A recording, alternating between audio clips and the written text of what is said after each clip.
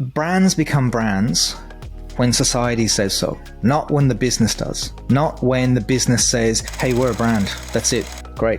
No matter what stage in their journey they're in, if they claim they're a brand, I question that. It's like when someone says, hey, I'm cool, and you just know that the cool people don't say that. They don't need to, because they're like, yeah, we say you're cool, that makes you cool. And that's why I try and distinguish between whether you're a business, which is the same kind of definition, or a brand. That's different to branding, which is all of the kind of tools that we use and the frameworks and the visuals and the language. And it's done at a certain point in time, where a brand or a business is over a long period of time. All right, welcome back, everybody. We've been talking to Kevin. He's given this amazing dissertation about his thoughts on branding as a person who's lived at the intersection of many different things, as a traditionally trained graphic designer, with his thoughts and interests and research on where design intersects with business, with what you said, social, political, economic intersection. You're a super curious person. We agree on lots and lots of things. We might disagree on a couple of things, and I'm just interested in getting into that part of the conversation. So if you haven't done so, stop right now, go back and watch that episode. We'll include a link to that right here somewhere. Watch that. Okay, and come back. So Kevin, I love that in your presentation, your talk, you don't pull any punches. Shots are fired and you're calling people out. And the thing that's going to be very unsettling for some of the listeners or viewers of this is they identify so strongly with the things that they make. And many of them work in the visual identity space. And it became sexy or on trend or whatever it was to start describing what they do as branding and the things they create as brands. I think it's because they thought they could charge more. They felt more important, more valuable, but so many people miss this. So for the people who missed this whole dissertation that you just gave, sum up this idea that you have about why what you do isn't branding. There's two sides to this. The first is what we as designers in this sort of identity space do is branding. It's communications. It is logos, it is websites, and that's all great and that's fantastic. We can't call it a brand because a brand evolves and deepens over time, and we are not part of that process, unfortunately. In some cases we can be. I've given 3 kind of examples in the presentation, but we need to realize, acknowledge, and it's a responsibility to the businesses that we work with to say that we're going to do branding for you. It's your job as the business to build the brand using the tools we've given you. And the tools we've given you is the framework, it's the roadmap, it's the blueprint, it's all of the things you're going to need to build your brand. The other side of what I'm talking about is we've left too much on the table as designers, where we think that if we do the identity and the communications, then we're done. Great. And I'm saying that no, we should be having long-term interactions with these organizations to help guide them as the businesses evolve. So we can, I feel, expand our offer and expand our income and expand our value if we're talking to businesses in a way that isn't stopping short of, we do logos and we do websites and we do this stuff. We should be saying, we want to partner with you as advisors to help you over time, to help you and your team build your brand in a consistent way. And the start of that could be the logos and the communications and the websites. But over time, we need to help you to see where that goes. And when I'm seeing that, I'm not seeing that at the moment, but I'm hearing that's what people are saying and not doing. So out of curiosity, when you do client work and you're meeting a prospect, a new client, how do you describe what you do? A couple of things.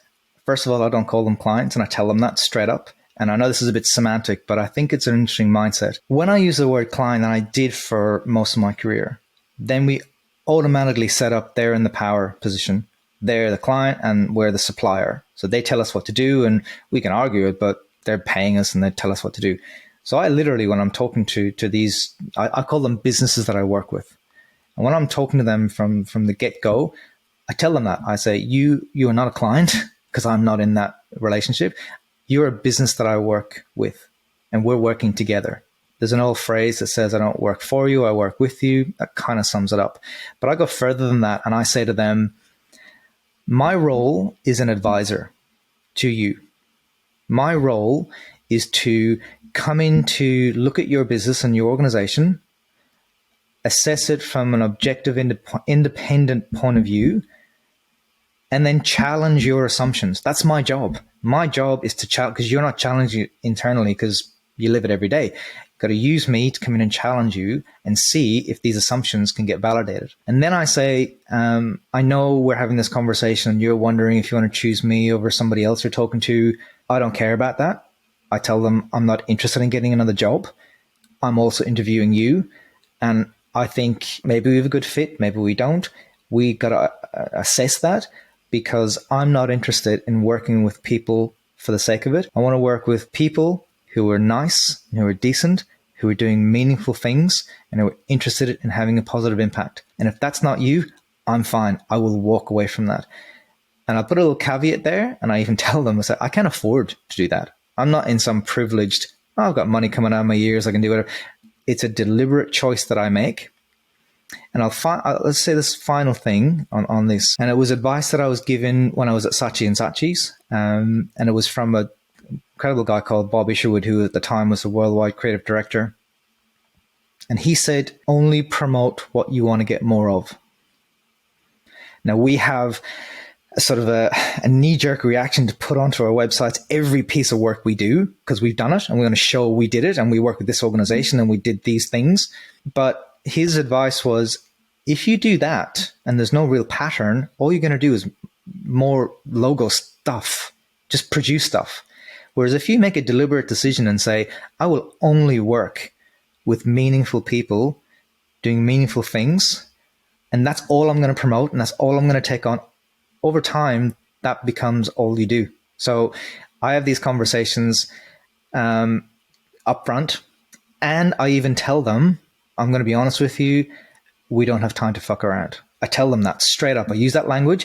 I use that language because it's abrasive. It's a bit sort of challenging. And most of the time, the beginning of my conversations with these businesses starts in the usual space and finishes in a completely different, engaging, humble, all walls down. Let's just talk real people to people. Let's see what we can do. Changes everything. This is fascinating, because when people hear you say that, they automatically assume, Kevin, you're in a great place financially. You can afford to tell people to take a long walk off a short bridge. And you're like, no, I can't, but I still do this. And that has even more meaning to me, and it resonates even more. This is fantastic. So I like the language that you pick, and you're very intentional by describing this. If you are a business and they're a business, then it's two businesses choosing and electing who they want to work with. There's no power dynamic here. You're arriving at the same place. You also described yourself as an objective advisor who's going to challenge assumptions, because it's hard to read the label from inside the jar, and that you don't need another job. Yep. But if you were pushed to, and they're like, great, I love your attitude. I love that you're just right in it and you're just super direct. But what is it that you make? Do you make something for us, or is it mostly advice? No, I will say to them that my first stage will be to challenge the assumptions. And I have a set of questions that I've designed over a number of years, where I will talk to everyone, a selection of people in the business from all roles and all levels. And there will be individual, confidential, one-on-one conversations. Then I'll do the same with a separate set of questions with customers, ex-customers, business partners, board members, whomever, outside the business, so inside, outside the business. And I pull all of the all the responses together in a kind of an aggregated, no one knows who said what. And it's written specifically. So it's a report that says, here's a snapshot of where you are today. I call it perception research. Here is what people's perception of you is. Now we have a tangible means to assess where your assumptions of yourself line up with everyone else's perceptions of you. And we can see how far close you are of that. And that to me is an amazing foundational position to start from. And what I've heard from businesses is they find that incredibly valuable, because they don't have that information.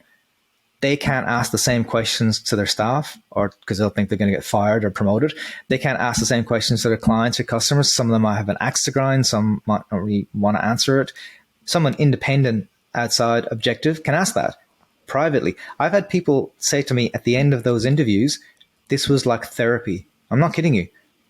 So that goes in and I produce a report. But from that report, I can then say to the organization, the deliverables, if you like, are, once we've got that information, what might be your strategic positioning? What is that core central organizing idea that sits at the center of your business where all communication comes from? Well, this report and these conversations help me get there way quicker and with much more accuracy. And then we've got that sentence or that positioning, and I say, well, now, does that message that we've all agreed on, does your identity reflect that? So, for example, if the positioning was that they're a progressive and innovative and challenging organization, but they look like they're conservative and traditional and quite dated, well, you need to redo your identity because it's not adding up. And then I can do the identity. And then they'll say, well, how does this work across other communications? Well, we have to look at that and see, let's see if anything needs to get done. If it does, we do it. So my whole kind of approach, and it's probably, you laugh at me, Chris, it's probably the worst business advice I can give myself and anybody else. I design myself out of the equation unless they need ongoing advice. And this is what I said earlier about I don't try and leave anything on the table. Once all of the usual traditional graphic design stuff is done, my job's done. I've designed myself out of the equation traditionally. But as an advisor, that can continue. So the graphic design stuff, I design myself out of the equation. The advisor stuff could be ongoing. Could you give us some samples of the kinds of questions you might ask, the one-on-one conversations you're talking about? Because I'm sure people are like, this sounds fantastic. Yeah, I need to do this, but maybe I'm asking the wrong questions. Yeah, you don't have to give it all away. Just a couple of whet our appetite. There are 6 questions that I sort of center all of the other questions around.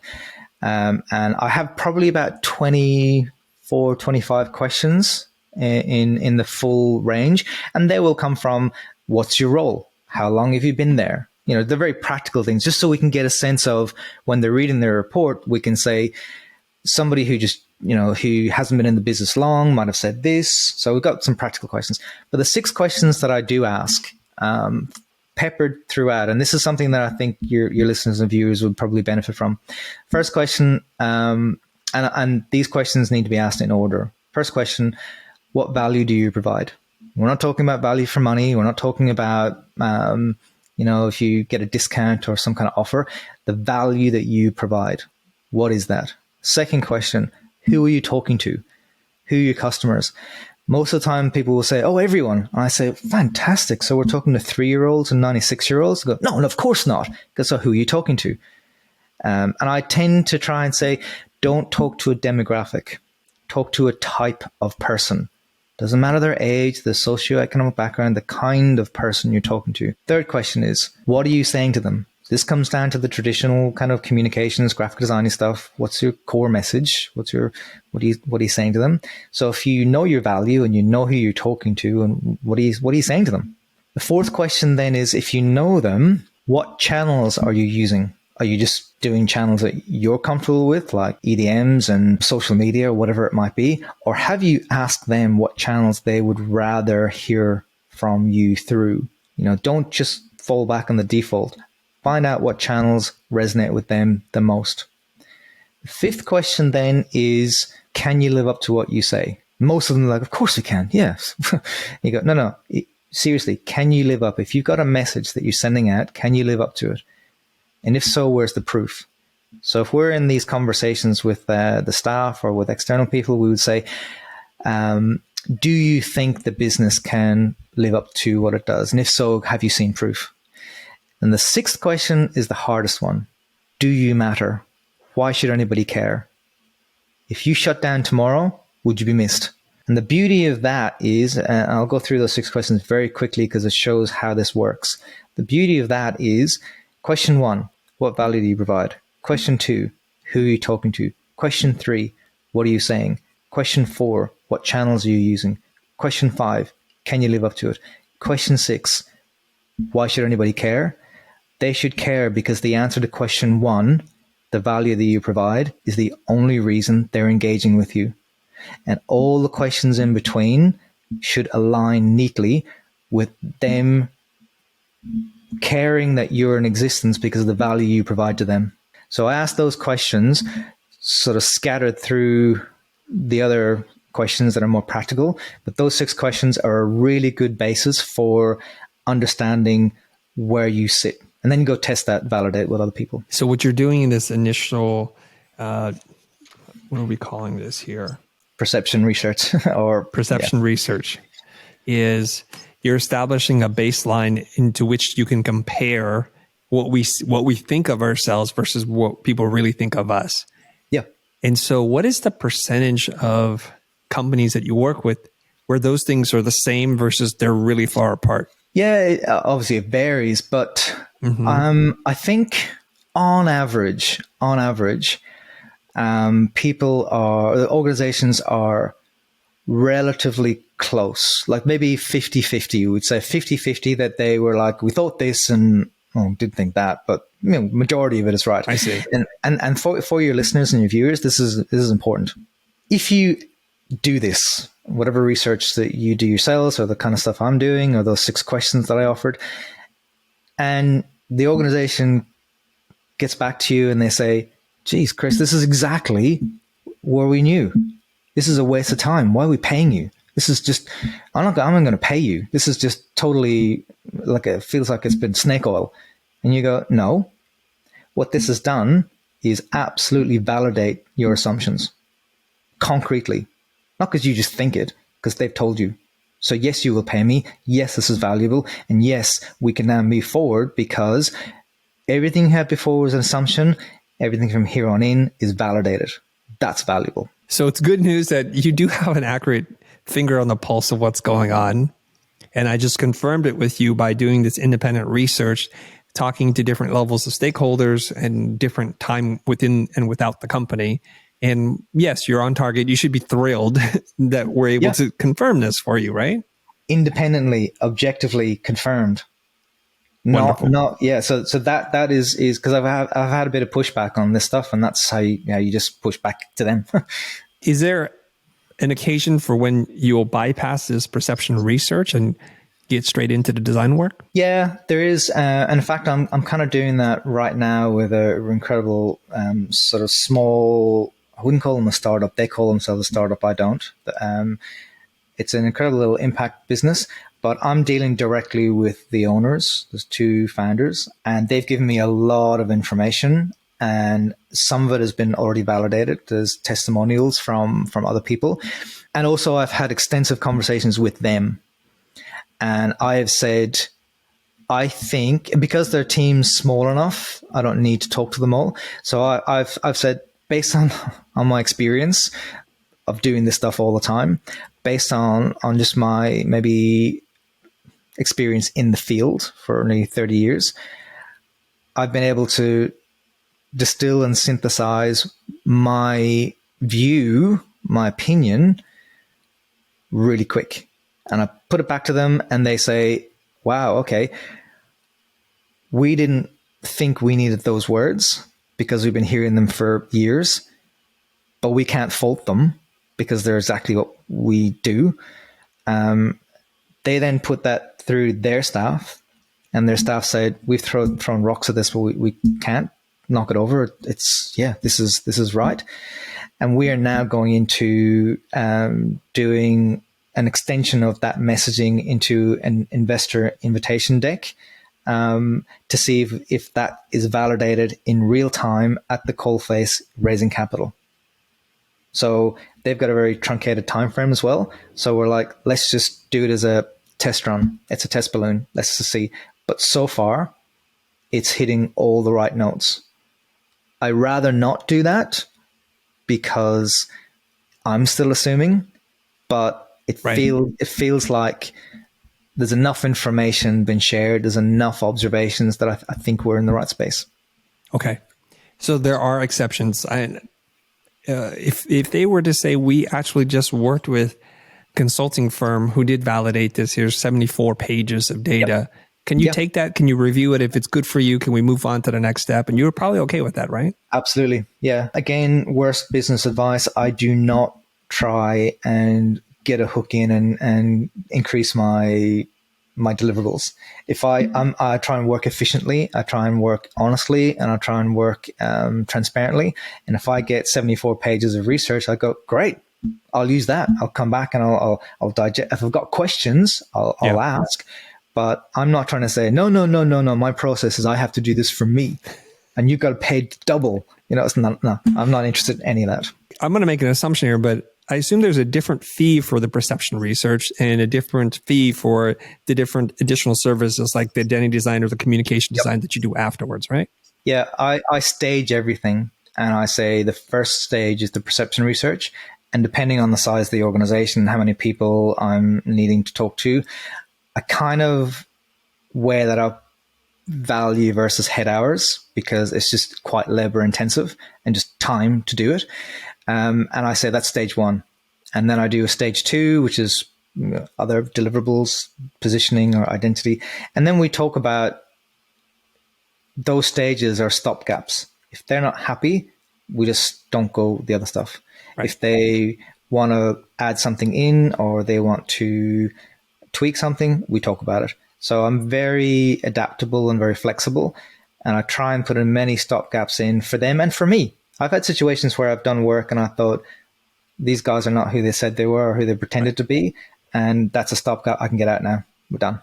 It protects you and it protects them. So you're a professional, you deliver on what you said you're going to do, but you both can elect now to say, for whatever reason, no harm, no foul. It's not a good fit for either of us. Let's go our separate ways. Perfect. The phrase that I use, and I've used this, is I think the best way I can help you is if I get out of your way, because I think I'm actually hindering this. So I'm going to do the professional thing. I'm going to get out of your way so you can move on with somebody else. I'm going to give you everything you need to do that. But I think I'm going to make a professional call. I need to get out of your way. I like that. That's non-violent. It's non-judging. And it's a very graceful way to get out. And it's helping them. It's like saying, I respect you enough to not stay in your way. Yeah. I'm going to take a hit financially to move out. But also, I'm not going to use all of the money I make for headache tablets. It's like, oh God, just got to get out of the way, so everyone wins. Yeah, it's going to go straight to your therapist afterwards. Yeah. I like that. That's very smooth. You're a smooth guy with words. For a designer, you're just a really smooth guy. And designers who are going to listen to those creative people, even if you're not in the quote unquote traditional creative space, because we do get an audience that's quite diverse, people in different trades, like electricians and plumbers who can listen to this. And you might get emotionally really charged, but it's a beautiful way to say, in your best interest, I'm going to get out of your way. Yeah. I don't need to make more money on this. And it seems like you'll be better served by pursuing other options, right? And in my head, I'm saying my little internal conversation is, I would rather spend the time not working for this group, finding somebody else with a better fit. Rather than just finishing out for the sake of it and getting the money at the end and not liking it and probably not doing my best work and probably not going to promote it and show it. And it feels like, back to this, we don't have time to fuck around. We just got to do the work we want to do. Where does your confidence and your courage come from to be able to be this direct and to say, I have my boundaries, I have my own filters as to who I'm going to work with? Where does this come from, and when did you develop this in the lifetime of your career? I'd say it's probably in the last 7 years to the last decade. It's come from personal experiences, losing mum and dad, making that deliberate choice. It's come from the frustrations of always feeling like I was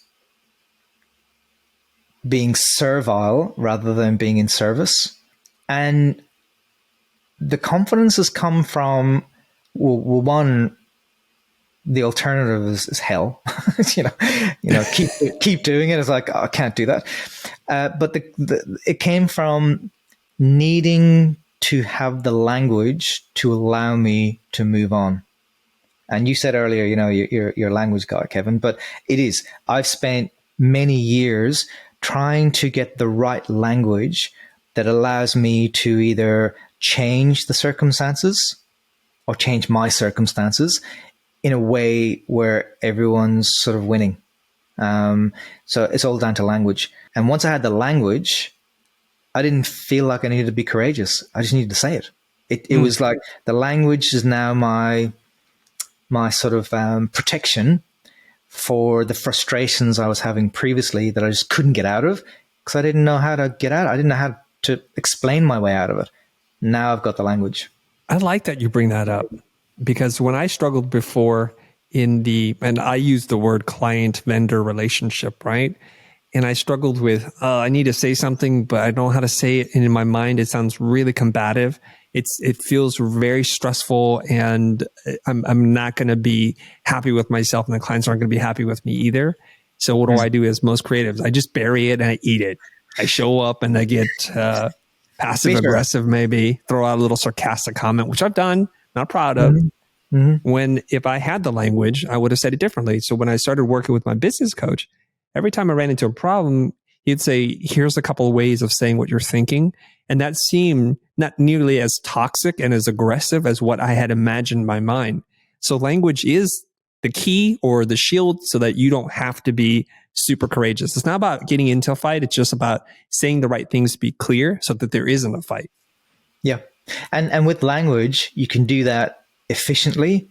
You can do that with respect, and you can either get out or move on quickly. Whereas previously, like you, I just get bitter. Yeah. It's not a good place. No. You talked about clients that drive you crazy, and then you can now drive yourself crazy because you didn't develop those skills. So the natural follow-up for me is, how did Kevin develop these verbal skills? How did you find the language? Is there anything practical you can share with us?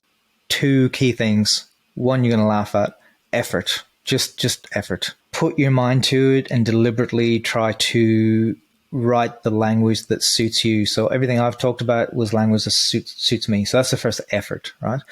But the second, I think, is probably an outcome of my publication, Open Manifesto, where I was interviewing some of the top designers in the world, or they were writing for me. But I was also interviewing or talking to some of the really most influential thinkers in the world, like Noam Chomsky or Edward de Bono. So I had this really wide-reaching engagement with a diverse number of people. And by default, I had to learn to write. I had to learn to write questions that were going to get the best out of the engagement. But I had also to learn how to write my views, because every publication I did, I would do the introductory piece, because I thought, it sounds like it's a bit egotistical. Oh, I'm going to put my name in here too, because these amazing people are there and I can be associated. Really, it was me saying, if I ask them to do this, I need to be able to front up and do it myself first. I can't ask someone to do it if I can't do it. So that gave me the impetus, the pressure to teach myself over time how to write. And then from that, I got to really understand this is about articulating our thoughts with words, not images, which is obvious, I know. But from that, how can I put into practice what I say to myself regularly is words have meaning. Everyone out there will have an understanding of the majority of words that we use. So I'm very selective with the words that I use because I know they're already preloaded with meaning. And through writing for Open Manifesto, through writing interview questions, and just through engaging with a much bigger resource outside of the graphic design or design world, that was probably the other aspect of how I got to where I am with writing and being very comfortable with writing, to the point I wrote a book. Okay, a couple of things. I just wanted to repeat back what I heard. The way you got better with your language skills is you put yourself in situations where you're surrounded by really brilliant people and you have to level up. You not Yep. only have to meet them where they're at, you have to develop the questions, the language, and be able to tell those stories. But you're also picking up on their vibe, their energy, their word selection. And I'm super impressed with people who are very articulate, who can say with great degrees of precision what they mean. And it's just, English is such a beautiful language because it's so nuanced. There's 300 ways of saying the same thing, but they mean something different. And so being able to wield your words as a wordsmith is super admirable to me. And then making the deliberate practice of showing up and writing, because then you get that clarity of thought. David C. Baker writes in his book, The Business of Expertise, you gain clarity through articulation. And most of us articulate through abstract images, colors, shape, textures. But it seems ironic the two graphic designers admire so much words and the power of language. And I have to admit, I came to this appreciation relatively late in the game. I'm 50 years old. I didn't even think of myself as a person who writes. And then I also wrote a book. I'm like, oh my gosh, I could do this. And the words do really matter. I've always admired people who could do it. It's just, I didn't see myself capable of doing that. So it's really refreshing and reaffirming to hear that we're not that different in that way. Yep. And I read in Ronald J. Baker's book, these are the two Bakers, in his book, Implementing Value Pricing. In the beginning, he quoted somebody who said, all transformation is linguistic. If you want to change the culture, you have to change the conversation. And we have to really think about this. There's the language that you use with others, but more importantly, the language that you use with yourself, how you describe what you're doing, how you think of yourself. And those words really, really do matter. So bravo to you. Really appreciate it. Thank you. And also those words, after a while, when you use them, they become your default way of engaging. So you're not reinventing the wheel. You've got an arsenal of things you can draw from in situations calmly, professionally, because you've got everything to pull from. So it becomes a toolbox, really. And I agree that, language can change culture, because one of the big things about the Brand Principles book that I wrote, and it was very central, was it's about a mindset. So all of the language we talk about has to hardwire into our mindset, which then manifests as behavior. And then how we behave, people respond. So it's all like dominoes, but you got to get the mindset right. And I think the mindset comes from the language that helps us articulate, a toolbox that we can use on demand, and the rest flows. I like that description. I've always admired and enjoyed my conversations with writers, people who actually either write prolifically on a blog post, any kind of long form format, or in a book, because it's the summation of a lot of years of experience and work and thought process. And so you can usually tell when someone's speaking on stage or at a dinner, sushi, something like that, where you can connect with them. You're like, this person's read a lot. They thought a lot about the things they think about. So when they say something, lean in, listen, shut up, and learn something. And I love that. Hard pivot here. I got to ask you a really personal question. If you don't like it, tell me and we'll get out of it. Okay. Okay. You shared this on stage, and I felt what must be feelings bubbling up in my chest. And you shared that you lost your mom and your dad relatively in short time span, relatively young people by today's standards.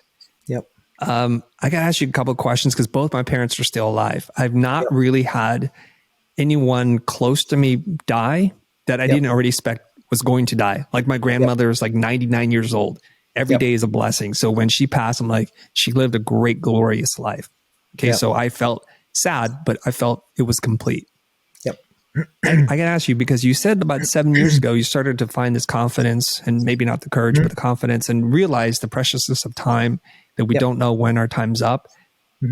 How did this impact you, the passing of both your parents? And do you think about your own mortality? Because cancer, I think genetics has something to do with this. Do you think about that yourself? Every day. Yeah, every day. Might sound like a cliche, but one of the greatest influences in my life was my mum. How humble and incredibly smart she was, how caring she was. I grew up in a bed and breakfast house, so she was always looking after people and always with absolute joy. And we were very, very close. We used to watch Formula One together. She was in Ireland, I was in Sydney, and we'd be texting each other, watching it on the same, the same different time zones.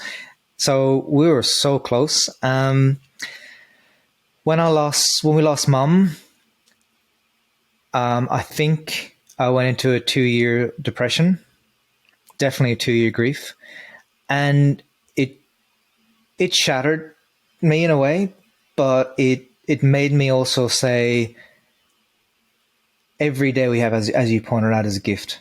Every day. Cancer or COVID or getting hit by a bus, we could be gone tomorrow. So it's really made me feel the past is a really good way to reflect on some things, but don't dwell. The future is something that we can ponder and try and influence, but we can't control. Today, present is where we are. So for me, mum passing was just heartbreaking.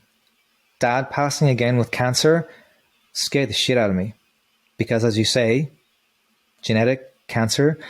So I try and give myself the best chance I can to have a healthy life. I go to the gym regularly. I work out.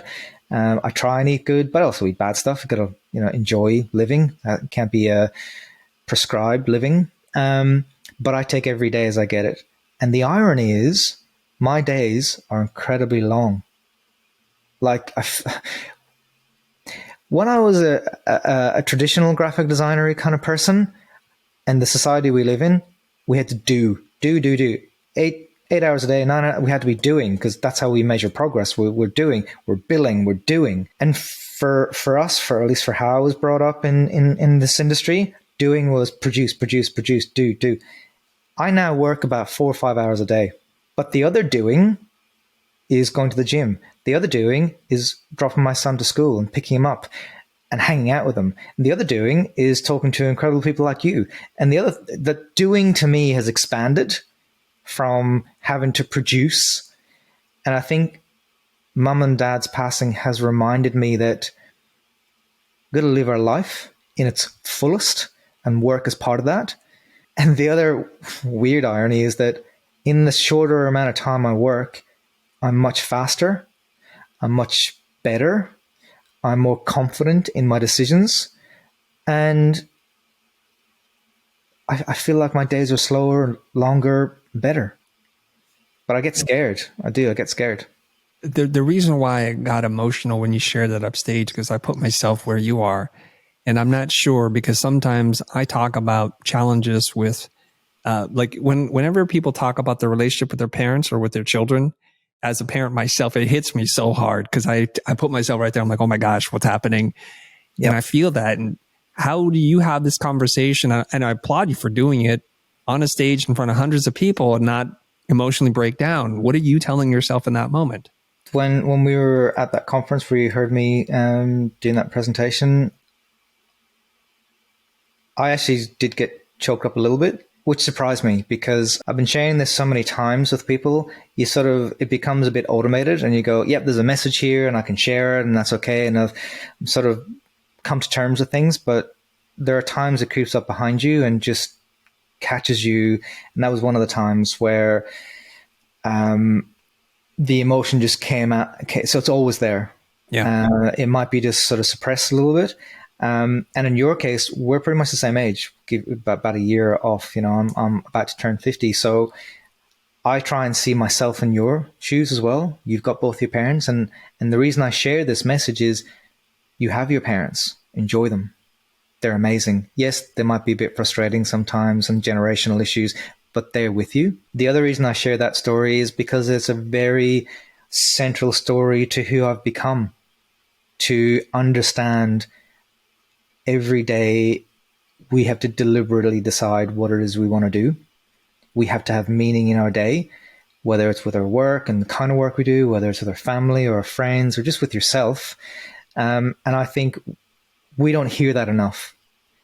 We hear on stage all of the highlights and all of the show reels and all of the success and that only comes with the struggle and with the reasoning and with the stuff that gets right into your soul and says, this is who you are. And for me, as absolutely distressing and upsetting as it is that I've lost my parents, it's a part of who I am.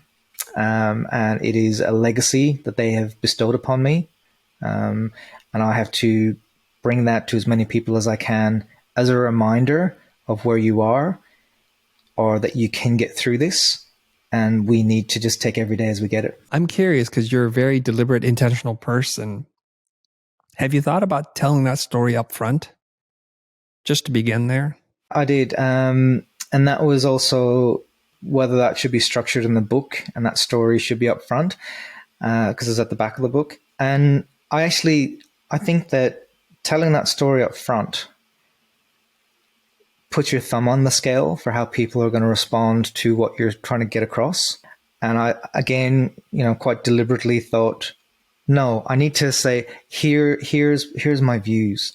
Here's what I think could be valuable. Here's where I think my story could show up in your story, whomever might be listening or watching. And then I have to say, there's another purpose to this that's personal.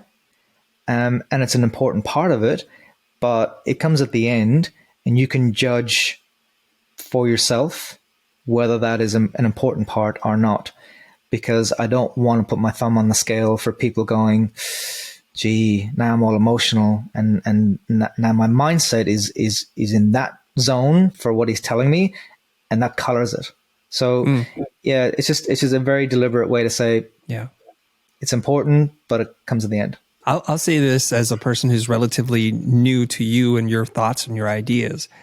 I find that your story with your parents passing to be so heartfelt, but not overly like I'm seeking sympathy from the audience, like it's a giant pity party on stage.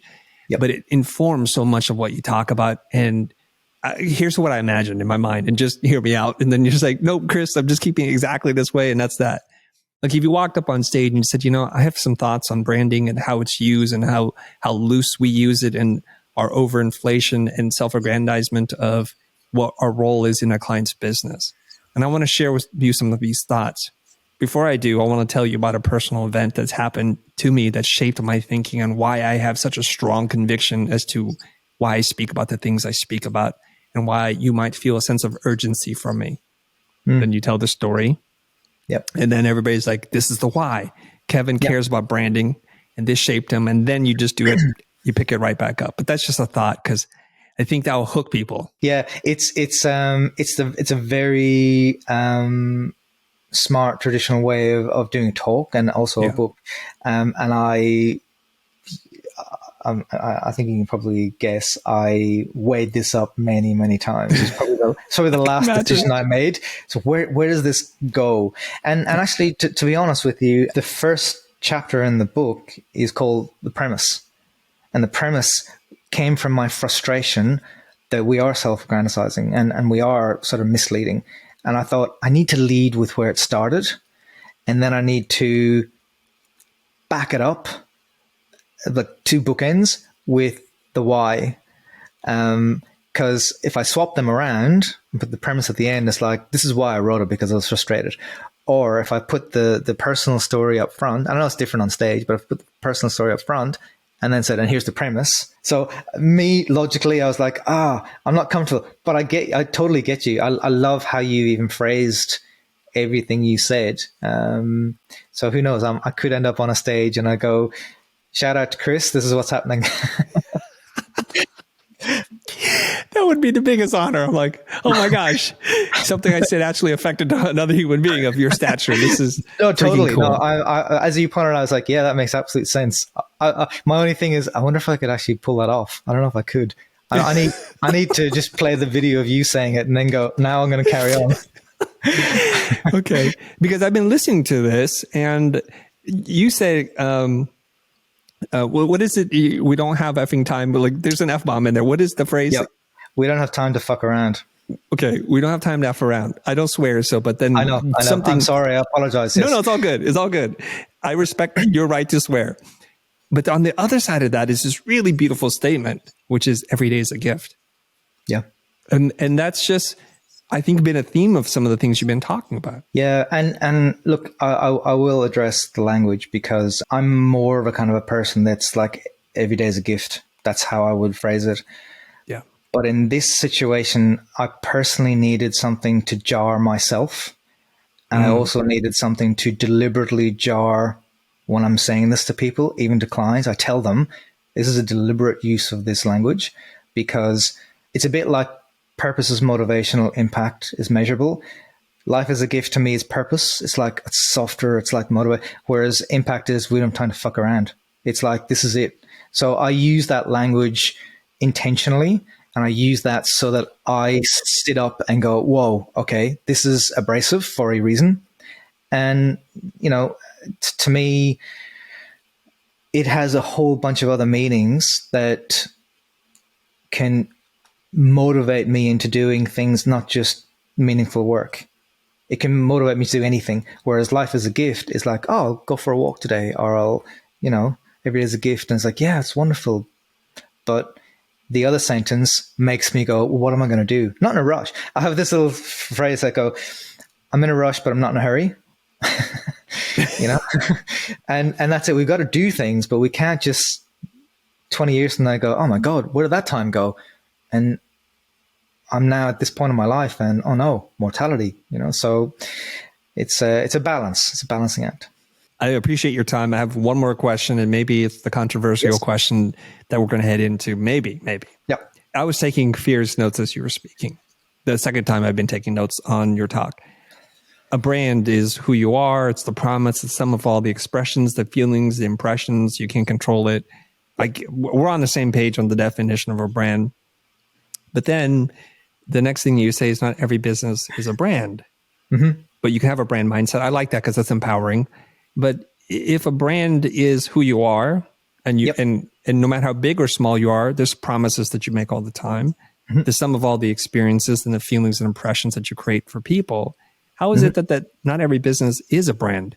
Well, my view, as a really good question, my view is brands become brands when society says so, not when the business does, not when the business says, hey, we're a brand. That's it. Great. No matter what stage in their journey they're in, if they claim they're a brand, I question that. It's like when someone says, hey, I'm cool. And you just know that the cool people don't say that. They don't need to, because they're like, yeah, we say you're cool. That makes you cool. And that's why I try and distinguish between whether you're a business, which is the same kind of definition, or a brand. That's different to branding, which is all of the kind of tools that we use and the frameworks and the visuals and the language. And it's done at a certain point in time, where a brand or a business is over a long period of time. So you are right that you could use that definition of a business and say, isn't it a brand? And my view is only if we in the world say you are. Then we're in agreement there.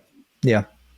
Because if you show up in different ways to lots of different people, there's not this cohesive feeling from people outside. But when enough people agree that this is what you stand for, sometimes it's bad things. Yeah. You said there are brands out there that you know very well that you don't like, think are evil, and would never buy from them or support them anyway. But they have a brand. It's not a good one, but they have one. And that's valid.